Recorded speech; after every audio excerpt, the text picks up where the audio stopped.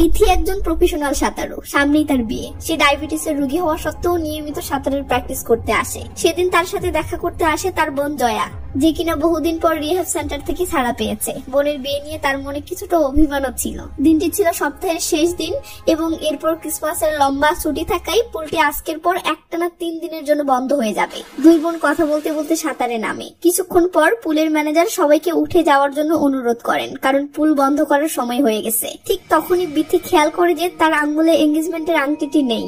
অনেক খোঁজার পর দেখা যায় আংটিটি পুলের একদম নিচে পড়ে আছে। ওটা কোনোভাবেই ফেলে আসা সম্ভব নয়। বোনেরা দুজনই আংটিটি তোলার জন্য শেষবারের মতো পানিতে ডুব দেয়।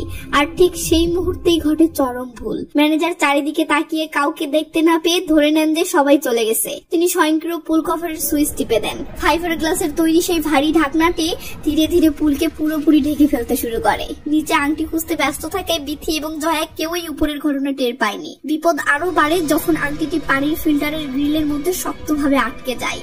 অনেক চেষ্টার পর যখন তারা আংটিটি বের করে উপরে উঠে আসে, ততক্ষণে অনেক দেরি হয়ে গেছে। পুলটি পুরোপুরি ঢেকে গেছে। নিমিষেই একটি সাধারণ পরিস্থিতি এক ভয়ঙ্কর দুঃস্বপ্নে পরিণত হলো। দুই বোন বুঝতে পারলো তারা এখানে আটকা পড়েছে। তারা প্রাণপণে ঢাকনাটি ধাক্কা দিতে থাকে, কিন্তু ফাইবার গ্লাসের তৈরি সেই ঢাকনায় এক চুলো নড়ানো সম্ভব ছিল না। তাদের দুর্বল চিৎকার সেই পুরো ঢাকনা ভেদ করে বাহিরে আসার কোনো সম্ভাবনা ছিল না। 3 দিনের লম্বা ছুটিতে তাদের সাহায্য করার জন্য কেউ আসবে না। এই আতঙ্ক আর ঠান্ডা পানির মধ্যে দুই বোনের বাঁচার লড়াই শুরু হয়। ঢাকনার নিচে অন্ধকার আর বরফ শীতল পানিতে আটকা পড়ে জয়া আতঙ্কে প্রায় ভেঙে পড়ে। তারা চিৎকার করে বলতে থাকে, পুলটা 3 দিনের জন্য বন্ধ, আমরা এখানে ডুবে মারা যাব। কিন্তু বিথি হাল ছাড়ার পাত্রী নয়। সে বোনকে শান্ত করে বলে, বেঁচে থাকতে হলে মাথা ঠান্ডা রাখতে হবে, শক্তি সঞ্চয় করো। তারা দুজনেই ঢাকনা পরীক্ষা করতে থাকে এবং কয়েকটি ছোট ছোট ছিদ্র খুঁজে পায়। এই ছিদ্রগুলো বাতাস চলাচলের জন্য রাখা হয়েছিল, যা তাদের নিঃশ্বাস নেওয়ার সুযোগ করে দিল।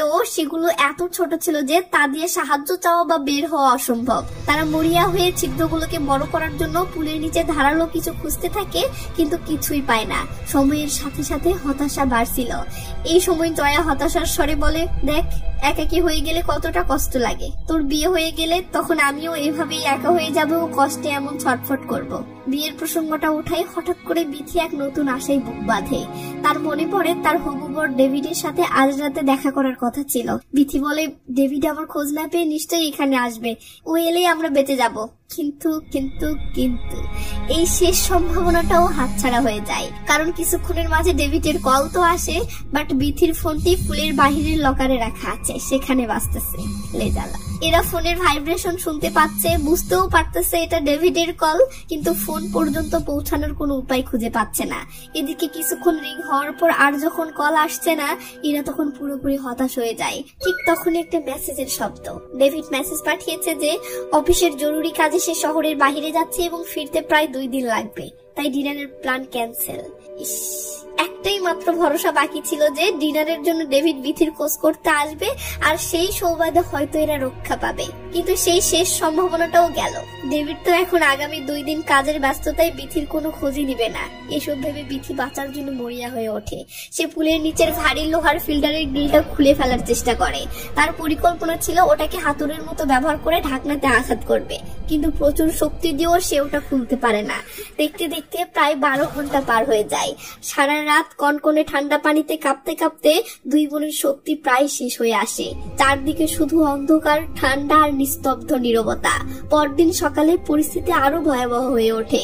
দীর্ঘক্ষণ ঠান্ডা পানিতে থাকায় ডায়াবেটিসের রোগী বিথির শরীর প্রায় অচল হয়ে আসছিল। তার ব্লাড সুগার লেভেল বিপজ্জনকভাবে কমে যাওয়ায় সে প্রায় জ্ঞান হারানোর পর্যায়ে চলে গেছে। তাদের কোনো আত্মীয় স্বজনও ছিল না যে তাদের খোঁজ করবে, তাই তারা সকল আশা ছেড়ে দিয়ে মেনেই নিয়েছে যে তারা এখন মরতে চলেছে। ঠিক তখনই তারা বাহিরে কারো হাঁটার শব্দ শুনতে পায়। সে ছিল ক্লারা, পুলের সেই কর্মচারী মহিলাটি যে সকালে পরিষ্কারের কাজ করতে এসেছিল।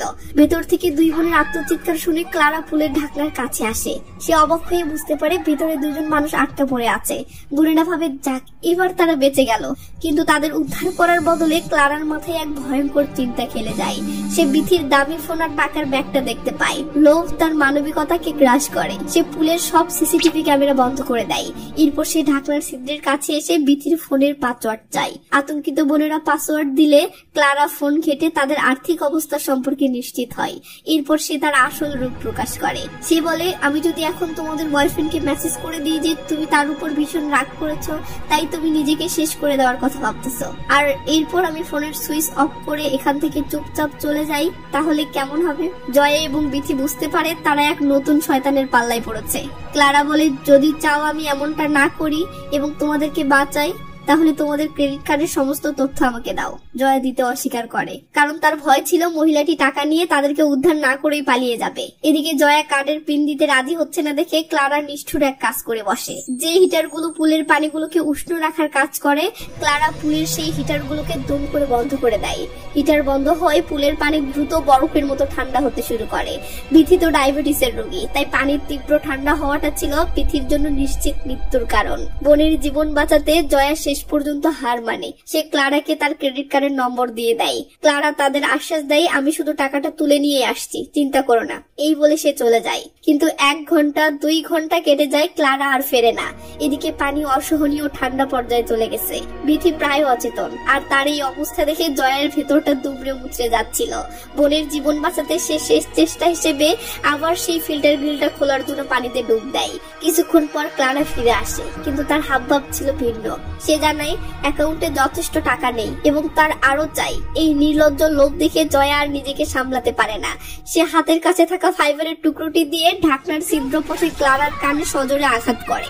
এই আক্রমণে ক্লারা যন্ত্রণায় চিৎকার করে ওঠে এবং ক্ষিপ্ত হয়ে এক ভয়ঙ্কর কাজ করে। সে ফুলের ফিল্টারিং সিস্টেম চালু করে দেয়, যার ফলে পানিতে ক্লোরিন মিশতে শুরু করে। তীব্র ক্ষারযুক্ত ক্লোরিনের কারণে দুই বোনের শরীর জ্বলে পুড়ে যেতে থাকে। অসুস্থ বিথির অবস্থা তখন মরণাপন্ন। জয়া উপায় না দেখে ক্লারার কাছে প্রাণ ভিক্ষা চায়, তার পায়ে ধরে ক্ষমা চায়। অবশেষে ক্লারা ক্লোরিন বন্ধ করে, কিন্তু এবার তার দাবি আরো বেড়ে যায়। সে বিথির হাতের ডায়মন্ডের আংটিটি এবং আরো কয়েক লক্ষ টাকা দাবি করে।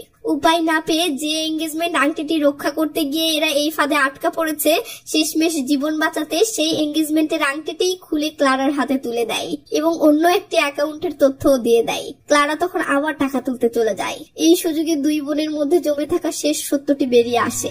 জয়া কান্নায় ভেঙে পড়েও বলে, আমি চাইছিলাম না যে তোর এই বিয়েটা হোক, এই জন্য আমি নিজেই রাগের বশে তোর আংটিটা পানিতে ফেলে দিয়েছিলাম, আর আমার এই দোষের কারণে আমাদের এখন এই অবস্থা। এটা শুনে বিথি ভীষণ কষ্ট পেলেও বোনকে জড়িয়ে ধরে ক্ষমা করে দেয়। এদিকে ক্লারা টাকা তুলে খুব খুশি মনে তাদের মুক্ত করতে আসে, কিন্তু ঠিক তখনই বিথির ফোনে ডেভিডের মেসেজ আসে, আমি তোমার কোনো খোঁজ পাচ্ছি না, তাই আমি পুলিশকে জানিয়েছি। এই মেসেজ দেখে ক্লারার রক্তহীন হয়ে যায়। পুলিশ চলে আসলে ব্ল্যাকমেইলিং এর অপরাধে তার জেল নিশ্চিত। সে ভয়ে কাঁপতে কাঁপতে ছুটে এসে এদের বলে, সরি, আমি তোমাদেরকে আর রক্ষা করতে পারবো না। ডেভিড তোমাদের খোঁজ না পেয়ে পুলিশ কমপ্লেন করেছে, মানে তোমরা মুক্তি পাও আর আমি পুলিশ কেসে ফেসে যাব। এরা তো যে কোনো মূল্যে বাঁচতে চায়, তাই এরা ক্লারাকে বলে, প্লিজ আমাদেরকে বাঁচাও, আমরা বাঁচতে চাই, কথা দিলাম আমরা তোমাদের ব্যাপারটা কাউকে কিচ্ছু বলবো না। এবার ক্লারা এদের জীবন বাঁচাতে মরিয়া হয়ে ওঠে। সে দ্রুত কন্ট্রোল প্যানেলের দিকে ছুটে যায় ঢাকনাটি খোলার জন্য, কিন্তু এখানে ঘটে গল্পের সবচেয়ে মর্মান্তিক টুইস্ট। লম্বা ছুটির জন্য ম্যানেজার সিস্টেমটিকে একটি নতুন পাসওয়ার্ড দিয়ে লক করে গেছেন, তাই ক্লারার কাছে থাকা পুরনো পাসওয়ার্ডটি কাজ করছে না। এই রে কাম সারছে। ক্লারার সমস্ত চেষ্টা ব্যর্থ হচ্ছে, সে কিছুতেই ঢাকনাটি খুলতে পারছে না। সে পুলিশকেও ডাকতে পারবে না, কারণ তাতে সে নিজেই ধরা পড়বে। শেষ পর্যন্ত নিজের জীবন বাঁচাতে সে সবচেয়ে নিষ্ঠুর সিদ্ধান্তটি নেয়। সে এসে এদের দিকে তাকিয়ে বলে, আমি দুঃখিত, আসলে তোমাদের ভাগ্যে মরণই লেখা আছে। এই বলে ক্লারা যখন সেখান থেকে চুপচাপ যেতে থাকে, তখন ক্লারার চলে যাওয়া পায়ের শব্দ শুনতে শুনতে দুই বোন বুঝতে পারে তাদের শেষ আশাটুকু চিরতরে শেষ হয়ে গেল।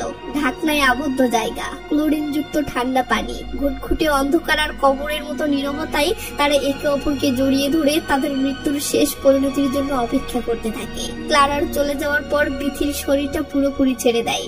বোনকে কোনো রকমে ভাসিয়ে রেখে সে আর ভেসে থাকতে পারছিল না। জয়া চোখের সামনে দেখছে তার বোন বিথি মৃত্যুর কোলে ঢলে পড়তেছে। তো মৃত্যুর আগ মুহূর্তে বিথি ইমোশনাল হয়ে তার বোনকে বলে, জানিস ছোটবেলায় আমাদের বাড়িতে যে আগুন লেগেছিল, সেদিনও আমি তোকে আমার কোলে এভাবেই আগলে রেখেছিলাম। তোকে বাঁচাতে গিয়ে আমার পুরো একটা হাত পুড়ে গিয়েছিল, কিন্তু আগুনের আঁচ আমি তোর গায়ে লাগতে দিইনি। এই কথা শুনে জয়া যেন বিদ্যুতের শক খায়। সে বুঝতে পারে তার বোন তাকে কতটা ভালোবাসে। এই আত্মত্যাগের গল্প জয়াকে এক অবিশ্বাস্য শক্তি দেয়। সে তার বোনকে মরতে দেবে না। যখন সাহায্যের সব দরজা বন্ধ হয়ে যায় তখন নিজের সাহায্য নিজেকেই করতে হয়। জয়া মরিয়া হয়ে আবার সেই ফিল্টারের গ্রিলটি খোলার চেষ্টা করে। এবার তার মাথায় এক বুদ্ধি খেলে যায়। সে বিথির চুল থেকে একটি ফিতা খুলে নেয় এবং সেটা দিয়ে গ্রিলটিকে বেঁধে নিজের সমস্ত শক্তি দিয়ে টানতে থাকে। প্রচন্ড চেষ্টার পর অবশেষে ধাতব গ্রিলের একটি অংশ ভেঙে তার হাতে চলে আসে। আর সঙ্গে সঙ্গে জয়া যেন তাদের বাঁচার নতুন এক আশা ফিরে পায়। কিন্তু বিথি তখন পানিতে ডুবে যাচ্ছিল। জয়া তাকে টেনে তুলে কোনো মতে শ্বাস প্রশ্বাস স্বাভাবিক করে। এরপর হাতের সেই ধাতব পাত দিয়ে সেই ঢাকনার একটি ছিদ্রতে এলোপাতাড়ি আঘাত করতে শুরু করে। এক পর্যায়ে ঢাকনাটিতে ফাটল ধরে আর ততক্ষণে জয়ের হাতও কেটে রক্তাক্ত হয়ে যায়। তারপরেও সে থেমে না গিয়ে একটি বড় গর্ত তৈরি করেই ফেলে। এরপর সে তার প্রায় অচেতন বোনকে টেনে সেই গর্ত দিয়ে বাহিরে নিয়ে আসে এবং অবশেষে তারা এই মৃত্যুকূপ থেকে ফাইনালি মুক্তি পায়। যাক বাবা, শেষমেশ তাহলে সকল বিপদ কেটে গেল।